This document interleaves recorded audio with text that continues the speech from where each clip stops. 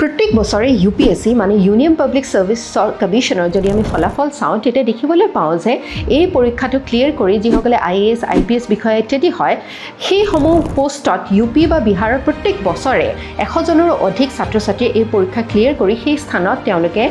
চাকৰি কৰিব পাৰে কিন্তু ঠিক তেনেধৰণে আমি যদি অসমৰ ফলাফল চাওঁ তেনেহলে দেখিবলৈ পাওঁ যে প্ৰত্যেক বছৰে এভাৰেজ 10 জনেহে এই পৰীক্ষাটো ক্লিয়াৰ কৰে আমাৰ অসমৰ ছাত্ৰ ছাত্ৰীসকলে এই পৰীক্ষাটোৰ বিষয়ে বহুত পিছত বা লেট কৈ অৱগত হয়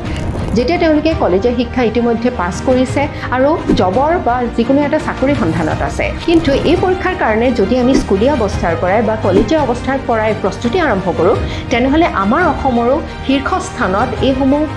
পদৰ নিযুক্তিত আমি অসমীয়া ল'ৰা-ছোৱালী দেখিবলৈ পাম সেইবাবে আমাৰ কেৰিয়াৰ ক্লাছে আগবঢ়াইছে স্কুলীয়া অৱস্থাৰ পৰাই বা আপুনি কলেজত থকাৰ অৱস্থাৰ পৰাই এই ধৰণৰ পৰীক্ষাৰ কাৰণে কেনে ধৰণে প্ৰস্তুতি কৰিব তাৰ বাবে এটা বিশেষ কোৰ্স এই কোৰ্সটো আৰম্ভ হ'বলৈ গৈ আছে অহা জুনৰ 16 তাৰিখে যদি আপুনি এই কোৰ্সটো জয়েন কৰি আপোনাৰ ভৱিষ্যতৰ যেটো সপোন প্ৰশাসনিক বিষয়া হোৱাৰ সেই সপোন দিঠক কৰিব বিচাৰিছে আমাৰ অফিচিয়েল নম্বৰ 6003370066 ত শীঘ্ৰে যোগাযোগ কৰক